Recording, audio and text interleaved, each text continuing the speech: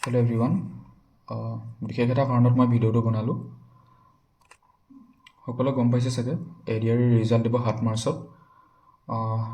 সেইকাৰণে ময়ো ভাবিলোঁ মোৰ OMR খন মই যিহেতু ৰিজাল্ট দিয়াৰ ওচৰ চাপিছে, গতিকে মাৰ্কছটো আৰু এবাৰ ভালদৰে কেলকুলেট কৰি লওঁ। মানে যেতিয়া মই OMR খনৰ মাৰ্কছটো কেলকুলেট কৰিলোঁ ন, তেতিয়া মই মোৰ এটা মেজৰ মিষ্টেক, মই বহুত আগতেই ভিডিঅ'টো বনাম বুলি ভাবিছিলোঁ, কিন্তু মই এতিয়া ৰিজাল্টৰ যিহেতু ওচৰ চাপিছে, গতিকে ভিডিঅ'টো এতিয়া মোৰ এই মিষ্টেক যিটো মোৰ ভুল হৈছিলে এক্সামৰ টাইমত, সেইটো মই তোমালোকক ক'ব বিচাৰিছোঁ। কি হয়, মোৰ মাৰ্কছ মই কিমান পালোঁ আৰু মোৰ তাত কিমান নিগেটিভ হৈ গুচি গ'ল, সেইটো কোৱাৰ আগতে মই তোমালোকক উদ্দেশ্যে এটা কথা ক'বলৈ বিচাৰিছোঁ যে পৰীক্ষা এটাৰ তোমালোকে যেতিয়া OMR বেছ এটা এক্সাম দিব যাবা বা যিকোনো কম্পিটিটিভ এক্সামেই দিব যাবা, চ' তেতিয়া তাৰ কাৰণে আটাইতকৈ গুৰুত্বপূৰ্ণ কি হয়, চিলেবাছ কমপ্লিট কৰাটো আটাইতকৈ গুৰুত্বপূৰ্ণ। তাৰ নেক্সট ষ্টেপটোৱে হৈছে যে তোমালোকে মক টেষ্ট দিব লাগিব। যদিও তোমালোকৰ চিলেবাছ 100% কমপ্লিট নহয়, তেতিয়াও তোমালোকে মক টেষ্ট দিবই লাগিব। Mock test is necessary. Without mock test তুমি এক্সামত ছাকচেছ হ'ব নোৱাৰিবা বুলিয়ে ধৰি ল'ব পাৰা। মক টেষ্ট দিব লাগিব। এতিয়া বৰ্তমান তোমালোকে মোৰ ভিডিঅ'টো ইউটিউবতে চাই আছা, বাকী তোমালোকে চাগে এপত ছাবস্ক্ৰিপশ্যন লৈ কাৰোবাৰ পৰা ক্লাছ লৈছা। চ' তাত যিবোৰ মক টেষ্ট দিয়ে, সেই মক টেষ্টসমূহত তোমালোকে চাবা এনালিচিছটো তোমালোকে বহুত ভালদৰে পোৱা। ঠিক আছে, তোমালোকে টপাৰৰ ৰেঞ্জত আছা নে এভাৰেজত আছা নে টপাৰছে তোমালোকৰ সেই কুৱেশ্যনকেইটা, সেই মক টেষ্টটো কমপ্লিট কৰিবলৈ কিমান সময় লৈছিলে আৰু তুমি কিমান সময় লৈছা, সেই গোটেই তোমালোকে এনালিচিছটো ভালদৰে পাই যোৱা। আৰু এটা কি হয়, তাত তোমালোকে নিজৰ একুৰেচিটো গম পোৱা। এতিয়া অনলাইন মক টেষ্ট যেতিয়া দিয়া, সেইটো ট্ৰেডিশ্যনেল যেতিয়া তোমালোকে OMR বেছ এক্সাম দিয়া সেই মক টেষ্টতকৈ কিন্তু বেলেগ হয়। আৰু এইটোৱেই এটা মিষ্টেক হয় যে আমি যেতিয়া মক টেষ্টবিলাক কেৱল ডিজিটেল প্লেটফৰ্মত, লেপটপ বা তোমালোকে মোবাইল, টেবলেট ইয়াত মক টেষ্টবিলাক দিয়া, ত' তেতিয়া তাত কি হয়, যেতিয়া তোমালোকে অপশ্যনটোত তোমালোকে ক্লিক কৰিবা, সেইটো তোমালোকৰ চকুৰ আগত তুমি দেখি থাকা যাৰে অপশ্যনটোৰ কাষতে তোমাৰ মাৰ্ক কৰা যিটো চিন থাকে, সেইটো তাত তোমালোকে ক্লিক কৰি দি দিয়া। কিন্তু যদি তোমালোকে যেতিয়া OMR বেছ এক্সাম দিব যোৱা, ডিৰেক্ট কম্পিটিটিভ এক্সাম, চ' তাত কি হয়, তাত বেলেগ হয়, তোমালোকৰ OMR ছিটখন এক্সট্ৰাকৈ আহে। ঠিক আছে, সেইটোৱে হ'ল যেতিয়া তোমালোকৰ এনেকুৱা ডিজিটেল প্লেটফৰ্মত যেতিয়া তোমালোকে মক টেষ্টটো দিয়া, তেতিয়া তোমালোকৰ একুৰেচিটো বাঢ়ি যায়। ঠিক আছে, অৰ্থাৎ যদি আমি ইভাগে তোমালোকৰ ট্ৰেডিশ্যনেল মেথডত আমি যেতিয়া OMR খন প্ৰিণ্ট কৰি লওঁ, চ' প্ৰিণ্ট কৰাৰ পিছত যেতিয়া তাত আমি নিজে কুৱেশ্যন পেপাৰ, কুৱেশ্যন বুকলেট আমি এইবিলাক প্ৰিণ্ট কৰি যেতিয়া ট্ৰেডিশ্যনেলি তোমালোকে মক টেষ্টটো দিব যোৱা, তেতিয়া চাবা বহুতৰ ক্ষেত্ৰত নহয়, কিন্তু প্ৰায়বোৰৰ ক্ষেত্ৰত এইটো মিষ্টেক হয় যে দিব লাগিছিলে কোনোবা এটা অপশ্যনত, মই দিলোঁ বেলেগ এটা অপশ্যনত, বা কেতিয়াবা অজান্তে কি হয়, দিব লাগে মই দি পালোঁ এড। চ' এনেকুৱা ধৰণৰ মিষ্টেকবোৰ হয়। ঠিক আছে, চ' মোৰ ক্ষেত্ৰতো এইটো মিষ্টেকেই হ'ল, আৰু এই মিষ্টেকে তোমাক কেনেকুৱা এটা ধৰণৰ পৰ্যায়লৈ লৈ যাব পাৰে ভাবিব নোৱাৰিবা। মোৰ জেনেৰেলি এনেকুৱা মিষ্টেক নহয়, OMR এক্সাম মই আগতেও দিছোঁ, কিন্তু এইবাৰ যিটো মিষ্টেক হ'ল, মই নিজে শ্বকড হৈ গৈছোঁ। আৰু মই যিটো ট্ৰেডিশ্যনেল ৱেত যিটো তোমালোকে মক টেষ্ট দিব লাগে, তাৰ ইম্পৰ্টেণ্টটো আটাইতকৈ বেছি যদি বুজিছোঁ, সেইটো মই আজি বুজিছোঁ।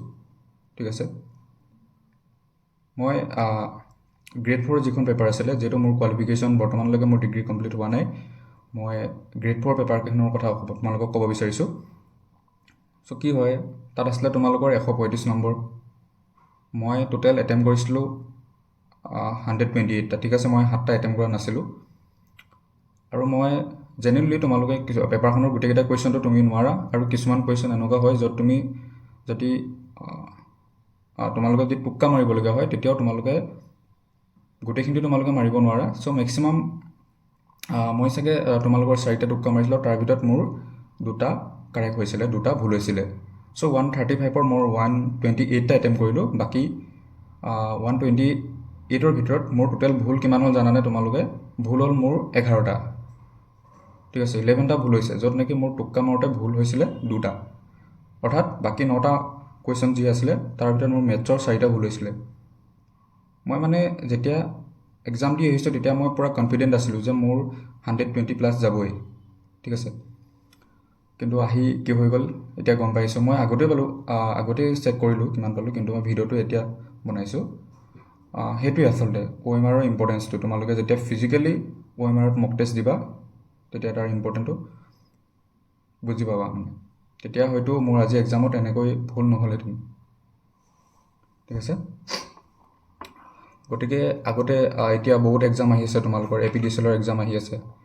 ঠিক আছে, তাৰপিছত DME এক্সাম হ'ব তোমালোকৰ। চ' তোমালোকে কি কৰিবা, এটলিষ্ট তোমালোকে 5টা মক টেষ্ট এনেকৈ ফিজিকেলি OMR ফিল আপ কৰিব চাবা। যিবিলাক কম্পিউটাৰ বেছ এক্সাম হয়, লাইক তোমালোকৰ যদি RRB চোৱা, তাততো এনেকুৱা ধৰণৰ প্ৰব্লেম নহয়। বাট ফিজিকেলি যেতিয়া তোমালোকে OMR ফিল আপ কৰিব যাবা, তেতিয়া এইবোৰ মিষ্টেক হোৱাৰ চান্স বহুত বেছি থাকে। গতিকে এইটোৱে ক'লোঁ। চ' মোৰ মাৰ্কছ 120 এবভ পাবলৈকে মাৰ্কছ এতিয়া আহি হ'লগৈ 114। চোৱা কিমান এটা ডিফাৰেঞ্চ, হিউজ ডিফাৰেঞ্চ, প্ৰায় 6-7 মাৰ্কছৰ এটা ডিফাৰেঞ্চ আহি গুচি গ'ল। আৰু আমি জানো কম্পিটিটিভ এক্সামত 0.5, 0.25, 0.33, ঠিক আছে, তাৰলৈকে ডিফাৰেঞ্চত মানুহ থাকি গুচি যায়। গতিকে এটা বহুত ডাঙৰ ভুল। মোৰ ক্ষেত্ৰত মই আচলতে এইটো ভুল হ'ব বুলি ভবা নাছিলোঁ, মানে সেইটো কাৰণে মই এক্সাম দি হোৱাৰ পিছত কনফিডেণ্ট আছিলোঁ বেয়া হৈ যাব।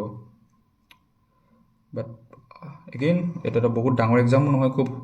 মোৰ হিচাপততো কুৱেশ্যনবোৰ মই যেনেদৰে পঢ়িছিলোঁ সেই হিচাপততো মানে কুৱেশ্যন পেপাৰখন মই বহুত হাৰ্ড পোৱা নাছিলোঁ। কিন্তু যদিও এইটো ভুলে আজি এনেকুৱা কৰি দিলে মানে, ঠিক আছে। গতিকে ভৱিষ্যতে তোমালোকে এক্সাম দিলে এইটো চাবা, তোমালোকে ফিজিকেলি মক টেষ্ট দিব চাবা। এইটো বস্তু মই বহুত ভিডিঅ'ত আমাৰ পঢ়োৱা ছাৰহঁত আছে, কিন্তু তেওঁলোকক এইটো কোৱা দেখা নাই আজিলৈকে। আৰু আজি মই বুজি পাইছোঁ মানে এইটো কেলৈ এনেকুৱা কৰিব লাগে। ঠিক আছে, এনেদৰে মক টেষ্ট দিয়া হ'লে হয়তো আজি এনেকুৱা নহ'লহেঁতেন। গতিকে সকলোৰে ক্ষেত্ৰত বাৰু এইটো ভুল নহ'ব পাৰে, ঠিক আছে। গতিকে তোমালোকে পৰীক্ষাৰ আগত এটলিষ্ট 5টা মক টেষ্ট এনেদৰে দিব চাবা। আৰু এনেই দিলে নহ'ব, কিন্তু তোমালোকে টাইমাৰ লগাই চাবা। তেতিয়া তোমালোকে সেই প্ৰেছাৰটো মানে তোমালোকে চেঞ্জ কৰিব পাৰিবা যে এক্সাম হলত কেনেকুৱা হ'ব। সেই 3 ঘণ্টাৰ সময়তে যিহেতু তোমালোকৰ এক্সামিনাৰে তোমালোকক এটেণ্ডেঞ্চ শ্বীটত চাইন কৰিবলৈ আনিব। মোৰ ক্ষেত্ৰত মোৰ মিষ্টেকটো ক'ত হ'ল মই এতিয়া বুজি পাইছোঁ। চ' যেতিয়া এক্সামিনাৰজন মানে মোৰ আগৰ বেঞ্চখনত আছিলে, পাৰ বেঞ্চততো 3জনকৈ দিছিলে চাগে কেণ্ডিডেট, আগৰ বেঞ্চত আছিলে। মোৰ কাষৰ দুজনৰ যেতিয়া তেওঁলোক ছিগনেচাৰ কৰিবলৈ আনিছিলে, তেতিয়া বেঞ্চখন মানে অলপ হিলি থাকে, বা মানে এটা মনত মানে ভয় হয় যে মই বাইচাঞ্চ যদি OMR যদি মই এতিয়া ফিল আপ কৰি দিওঁ তেতিয়া মোৰ ভুল হোৱাৰ চান্স থাকিব বুলি। মই সেয়ে মেথছৰ কুৱেশ্যনকেইটা প্ৰথমতে ছল্ভ কৰি দিছিলোঁ। প্ৰায় 3-4টামান কুৱেশ্যন মই ছল্ভ কৰি দিছিলোঁ সেই সময়খিনিৰ ভিতৰতে। আৰু মই ভাবিছিলোঁ যে প্ৰথমতে ছল্ভ কৰি লওঁ, তাৰপিছত চব চাইন টাইন কৰি লোৱাৰ পিছত মই ফিল আপ কৰি দিম। সেইখিনিতে ভুল হ'ল মোৰ, ঠিক আছে। মেথছৰ ছেকশ্যনটোত ভুল হৈ গুচি গ'ল। আৰু তেনেকৈ কিছুমান এটাতো মই দিব লাগিছিলে মই ভিডিঅ'ত ক'লোৱে দিলোঁ 8। চ' তেনেকুৱা ধৰণৰ ভুল হ'ল। আৰু তেনেকৈ টোটেল মিলাই মোৰ 7-9টামান ভুল হৈ গুচি গ'ল। 2টা টোক্কা মাৰোঁতে গুচি গ'ল আৰু 9টা তেনেকৈ গুচি গ'ল। আৰু টোটেল মাৰ্কছ বৰ্তমান মোৰ 114 ওলাইছে, 8 পাছ পেপাৰখনৰ কথা কৈছোঁ। গতিকে সেয়াই, তোমালোকে ভৱিষ্যতে যিসকলে এক্সাম দিবা, OMR বেছ এক্সাম দিবা, কম্পিউটাৰ বেছৰ কথা মই কোৱা নাই। চ' তোমালোকে এটলিষ্ট 5টা মক টেষ্ট এনেদৰে দিবা, ঠিক আছে। মানে আছিলে ভিডিঅ'টো।